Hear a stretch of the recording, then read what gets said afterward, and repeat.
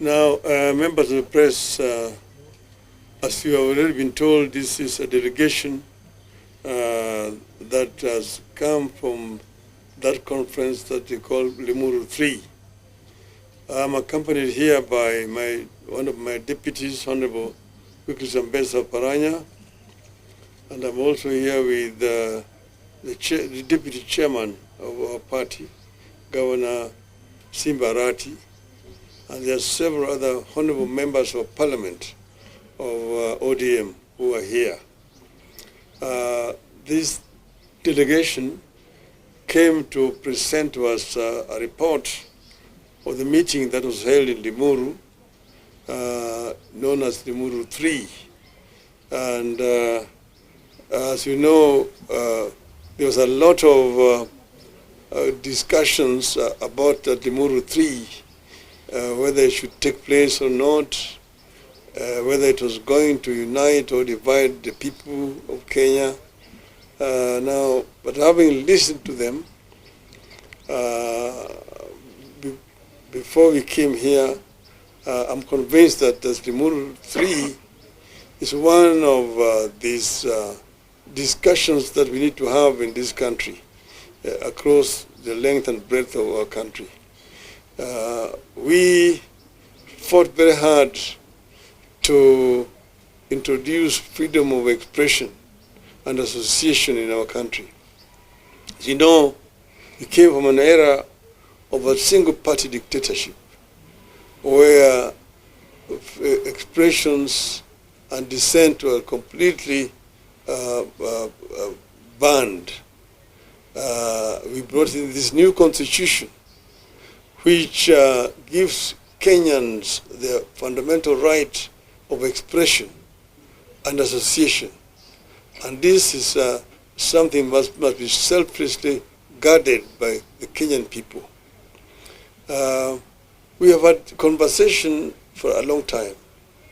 I actually gave them a kind of a summary of our history as a people, where we came from and how we came together, about the struggle for independence of our country, and why this area was unique, why particularly we had the armed struggle, because this was one of the areas which was settled by the white men, and they had to take up arms in order to be able to liberate themselves and get back their land.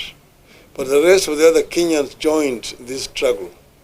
So it became a Kenyan people's struggle, the nationalist struggle, that eventually forced the British to hand over independence to our people.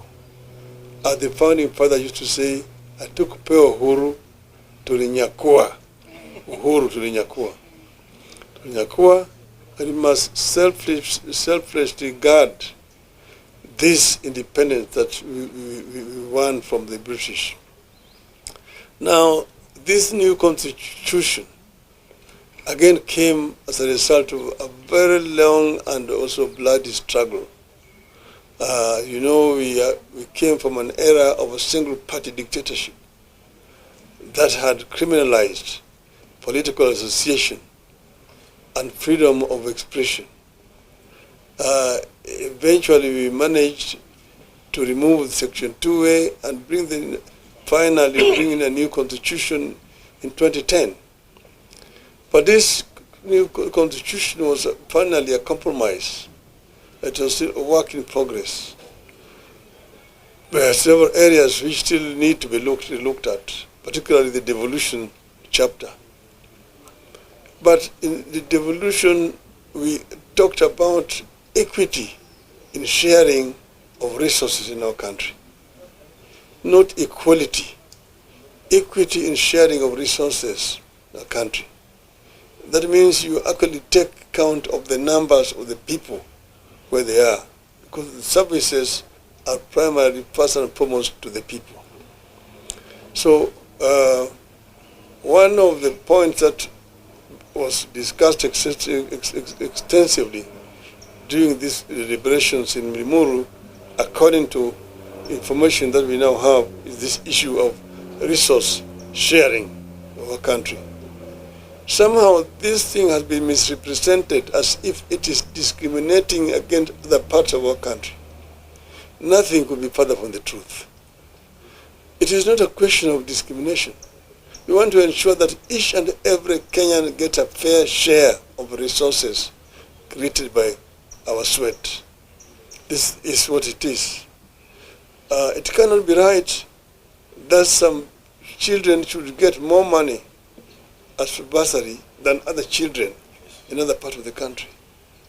And I think this is a conversation which, if we have it openly, in a open dialogue, we'll be able to convince majority of our people that this is the right way to go. And that's why in the PBI, we had proposed it. We proposed it. Some people don't want to hear it. But we want to ensure that each and every Kenyan is fairly treated, equally treated. And that's why we're saying, you agree with this phrase that is one man, one vote, one shilling. I agree totally with this. I'm never a populist.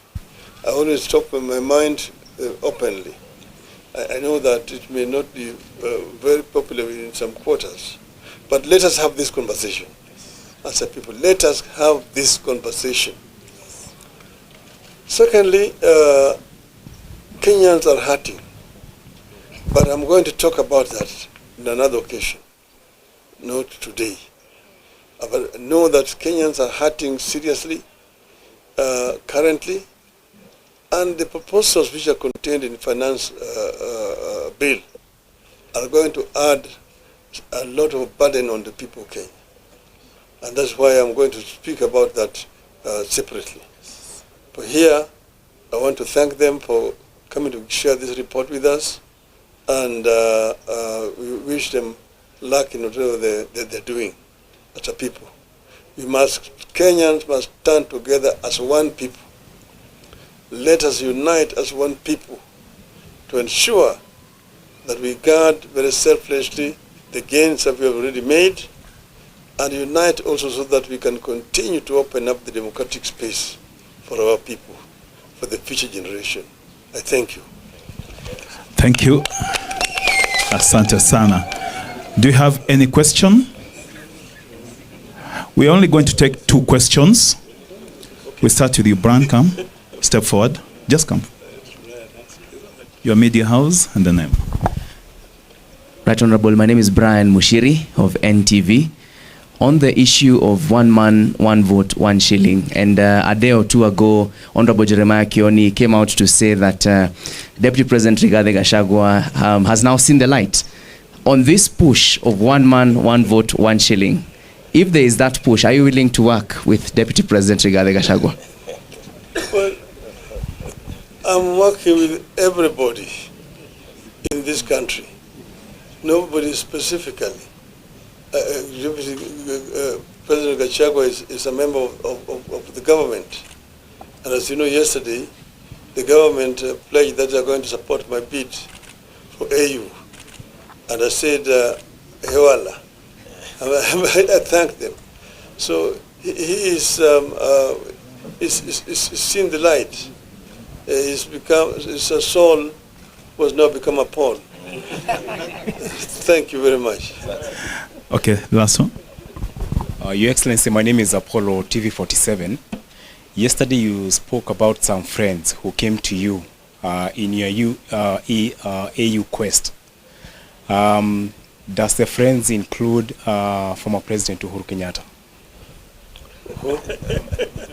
Request for AUC. Friends are friends. Friends are friends. And he approves 100%. Maybe the last one. Thank you. My name is Vincent Mumo from Citizen TV.